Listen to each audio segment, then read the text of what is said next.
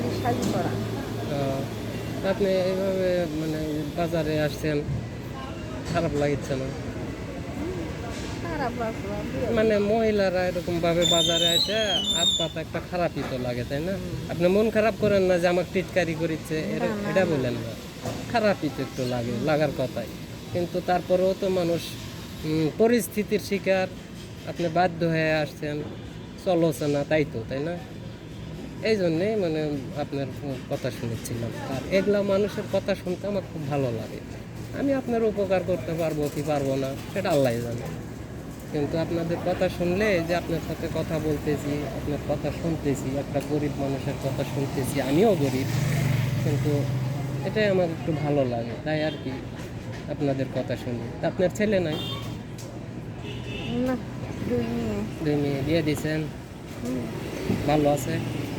ভালো গরিবের বাড়ি বাবা। হুম? গরিবের বাড়ি। হোক গরিবের বাড়ি, তারা একটু ভালো থাকলেই ভালো। গরিবের বাড়ি হোক, তাতে সমস্যা কি?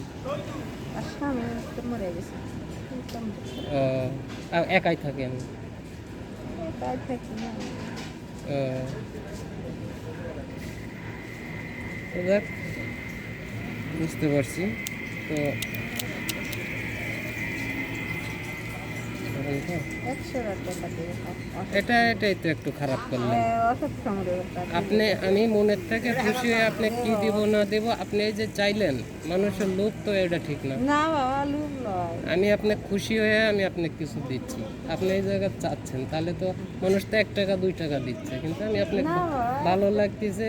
হ্যাঁ, দোকানদাররা দিচ্ছে 1 টাকা 2 টাকা দেখতেছি তো, কিন্তু আমি আপনাকে ভালো লাগতেছে, আমি এটা দিচ্ছি মানে আমি আর একটা বের করবো, কিন্তু আপনি এটা বের করতেই বলেছেন 100 টাকা দেন, আপনি তো লোভ বেশি। না বাবা, অত লোভ করি না।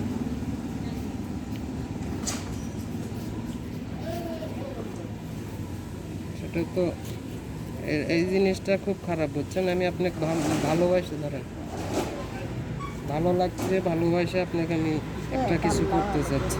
মনে কিছু নিয়ে